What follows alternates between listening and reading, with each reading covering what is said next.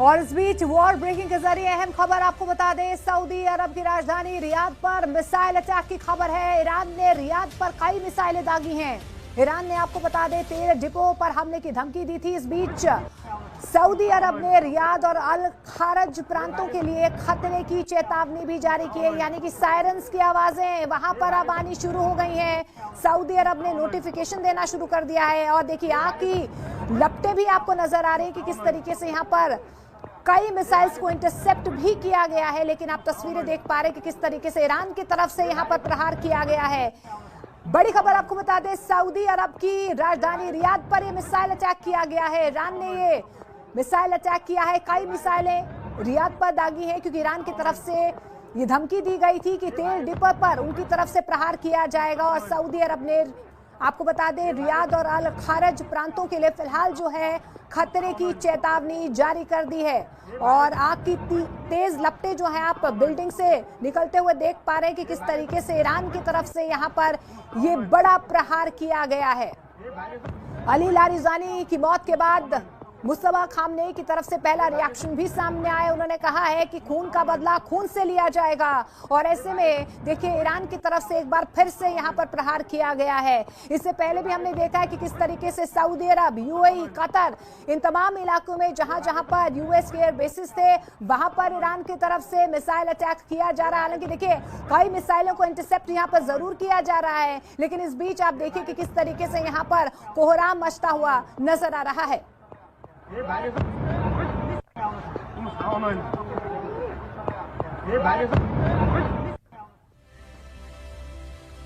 और हॉर्मूज पर नेटो के इनकार के बाद ट्रंप आग बबूला हो गए हैं। उन्होंने कहा है कि वो अकेले ही हॉर्मूज को खाली करवाने का दम रखते हैं।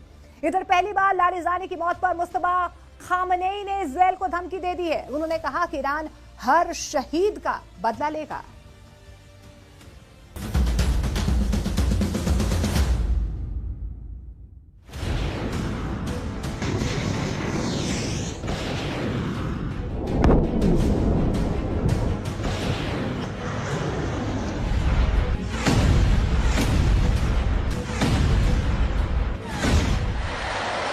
तेल अवीव पर खुर्रम शहर मिसाइलें गिर रही हैं। एक एक क्लस्टर बम को गौर से देखिए। ये टूटते हुए सितारे नहीं, मौत बरसाने वाले वो बम हैं जिसका इजराइल के पास कोई तोड़ नहीं। ईरान सुरक्षा परिषद के सचिव अली लारिजानी के मारे जाने के बाद ईरान ने इजराइल पर खुर्रम शहर की बरसात कर दी है। लारिजानी के मौत के खिलाफ ईरान ने अपनी मिसाइल वेव नंबर 61 को लॉन्च किया। लारिजानी की मौत का बदला इजराइल पर 100 टारगेट पर हमले से लिया गया। इन हमलों में ईरान ने सबसे ज्यादा खुर्रम शहर 4 और कद्र मिसाइल को लॉन्च किया, जो ईरान की सबसे खतरनाक मिसाइलों में शामिल हैं।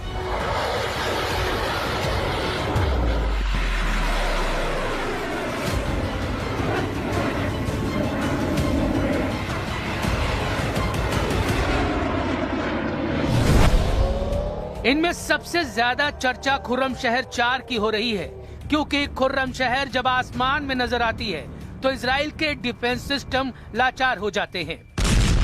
इसके क्लस्टर बमों में छुपी है ईरान की असली ताकत। ये मैसेज ईरान लगातार दे रहा है।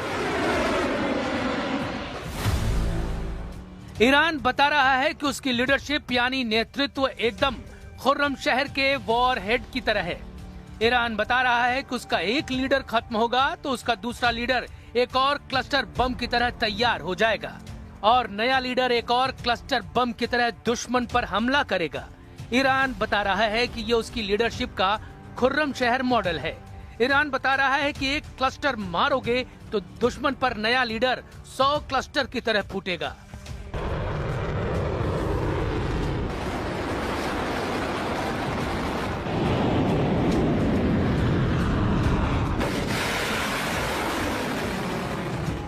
इसीलिए खुर्रम शहर का वॉरहेड ईरान की लीडरशिप का आईना कहा जा सकता है।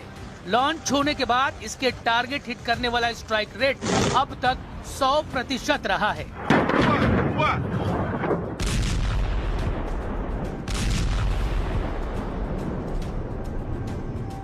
खुर्रमशहर मिसाइल से निकले क्लस्टर बम जमीन पर क्या कोहराम मचाते हैं। इजराइल इसको छुपाने की कोशिश जरूर कर रहा है, क्योंकि टारगेट पर इजराइल के कई मिलिट्री बेस और कई खुफिया अड्डे रहे हैं। लेकिन खुर्रमशहर 4 के क्लस्टर बम तेल अवीव की बड़ी आबादी पर गिर रहे हैं और ऐसे में आम लोगों को भी नुकसान पहुंचा रहे हैं। ईरान की तरफ से जो मिसाइल दागे जा रहे हैं उनमें है क्लस्टर बम, और वो क्लस्टर बम इसराइल में मचा रहे हैं तबाही। पिछले 3 दिनों से जगह जगह पे हमले हो रहे हैं और क्लस्टर बम की वजह से तबाही हो रही है। मैं इस वक्त नेकबा एरिया में हूं, ये इसराइल का एरिया है और यहाँ पे आप देख सकते हैं कि बिल्डिंग का क्या हाल हुआ है। यहाँ पे क्लस्टर बम की वजह से फिलहाल ऐसा लगता है कि इसराइल के पास क्लस्टर बम का तोड़ अभी तक नहीं है। Air defence system cluster bomb के सामने फेल हो रहा है। लारिजानी पर हमले के बाद ईरान ने लॉन्च की अपनी प्रीमियम क्लास की मिसाइल। दावा किया जा रहा है कि इस मिसाइल का तोड़ इजराइल के पास बिल्कुल भी नहीं है और ये बहुत सटीक भी है। इस नई मिसाइल का नाम है हज कासिम। इस मिसाइल को लॉन्च करके ईरान बहुत बड़ा मैसेज दे रहा है। Quds commander major general Qasem Soleimani के नाम पर ईरान इस मिसाइल को 2020 में पहली बार दुनिया के सामने लाया था। इस मिसाइल की रेंज है 1400 किलोमीटर और वॉरहेड का वजन है 500 किलो। खास बात यह है कि हज कासिम सैटेलाइट नेविगेशन यानी जीपीएस जैसी तकनीक का इस्तेमाल नहीं करती, इसलिए ना इसे जैम किया जा सकता है और ना ही इलेक्ट्रॉनिक वॉरफेयर वाली तरकीब इसके खिलाफ काम आएगी। और सैटेलाइट नेविगेशन के बगैर भी ये टारगेट के 100 मीटर के दायरे में हमला करती है। क्लस्टर बम आ रहे हैं मिसाइल में ईरान के, वो अलग अलग जगहों पे गिरते हैं और काफी जगहों पे तबाही हो जाती है और वहां पर ना ही फौरन फिर टीमें पहुंच पाती हैं रेस्क्यू और रिलीफ के लिए और ना ही इंटरसेप्टर्स उनको खत्म कर पाते हैं। तो ऐसे में एक बड़ा सरदर्द फिलहाल बना हुआ है इसराइल के लिए क्लस्टर बम।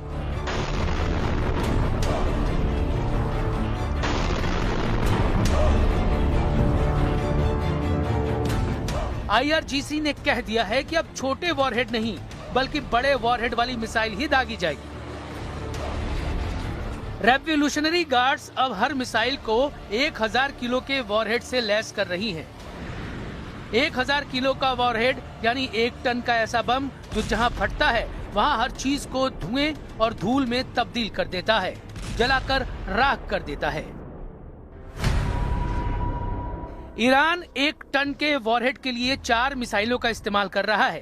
पहली है खुर्रमशहर 4 और दूसरी है इमाद, तीसरी है सज्जिल और चौथी है शहाब 3। इन चारों मिसाइलों से अब ईरान लगातार इजराइल में सर्वनाश करने वाले अटैक कर रहा है।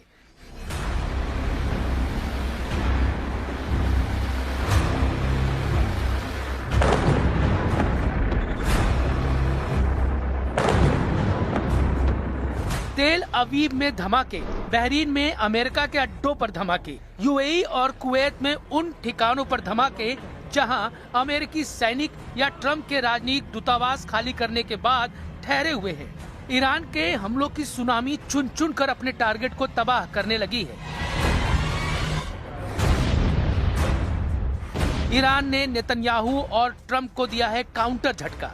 ईरान ने ऐलान कर दिया है कि यह युद्ध अमेरिका और इजराइल ने शुरू किया था, लेकिन इस जंग को खत्म ईरान करेगा और इसके लिए ईरान की मिसाइल ब्रिगेड लगातार हमले कर रही है। پاسخ کلی دولت این هستش که ما که جنگ آغاز نکردیم ولی ما پایان دهنده اون خواهیم بود। एक तरफ तेल के दाम, दूसरी तरफ युद्ध का बढ़ता हुआ खर्च। अमेरिका इस वक्त अपनी आधी नौसेना ईरान को हराने के लिए झोंक चुका है, लेकिन तेल के खेल ने ईरान को वो ताकत दे दी है जिसकी वजह से अब वो न सिर्फ अमेरिका बल्कि इजराइल के युद्ध को भी कंट्रोल करने लगा है। बल्कि दुनिया में इसका कहां और क्या असर होगा, इसका फैसला भी अब ईरान के हाथों में है। पुतिन ने कह दिया है दुनिया में तेल संकट शुरू हो चुका है।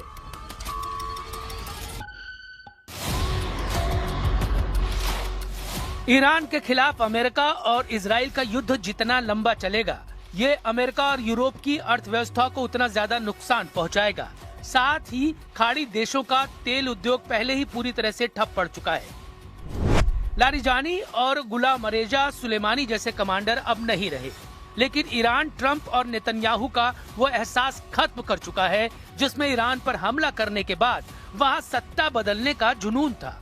ईरान की नई लीडरशिप अब खुर्रमशहर मिसाइल के वॉरहेड की तरह काम कर रही है, जिसमें 80 से ज्यादा क्लस्टर होते हैं और दुश्मन के खिलाफ एक क्लस्टर बम भी नाकाम हुआ, दूसरा क्लस्टर वार के लिए तैयार रहता है।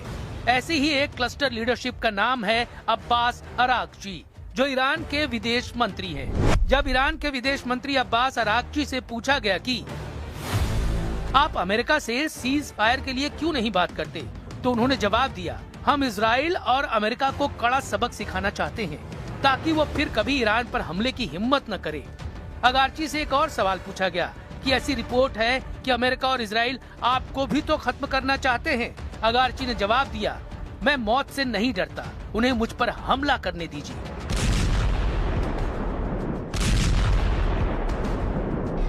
ईरान से आ रही रिपोर्ट बता रही है कि तेहरान, इस्फहान, करज और खुर्माबाद में सबसे ज्यादा तबाही हुई है।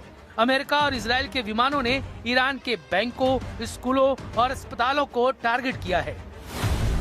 अब्बास अरागची का दावा है कि अमेरिका और इजराइल ने अब तक ईरान में 100 से ज्यादा स्कूलों और 55 अस्पतालों पर हमला किया है। ईरान के स्वास्थ्य मंत्रालय की रिपोर्ट है कि अब तक हुए युद्ध में 1500 से ज्यादा लोगों की मौत हो चुकी है। इसमें कोई शक नहीं, अली लारिजानी के जाने से ईरान को बड़ा झटका लगा है। वो इसलिए क्योंकि ईरान के सर्वोच्च नेता रहे अली खमेनी ने खुद उनको इमरजेंसी वाली कमान सौंपी थी। मरने से पहले लारिजानी ने खाड़ी देशों को मैसेज दिया था कि उनको अमेरिका और ईरान में से किसी एक को चुनना पड़ेगा, और युद्ध बता रहा है कि खाड़ी देशों ने एक बार फिर अमेरिका को चुना है, क्योंकि इन देशों में अब भी अमेरिकी सेना ऑपरेट कर रही है और ईरान पर ताबड़तोड़ हमले किए जा रहे हैं। ग्रीस से आए एक वीडियो ने बता दिया है कि जंग का दायरा अब पश्चिम एशिया से बाहर फैल सकता है। ये ग्रीस का साउदा मिलिट्री बेस है। यहाँ अमेरिका और नेटो के जहाज खड़े हुए देखे जा सकते हैं। यहाँ अमेरिका के टैंकर विमान भी हैं, इनके लॉन्ग रेंज वाले टोही विमान भी। सवाल है, क्या ये अड्डा अमेरिका और इजराइल की मदद के लिए बैकअप बेस बन चुका है? क्योंकि लाल सागर से वापस लौटने के बाद अमेरिका का aircraft carrier USS Gerald Ford भी यही डेरा जमा रहा है।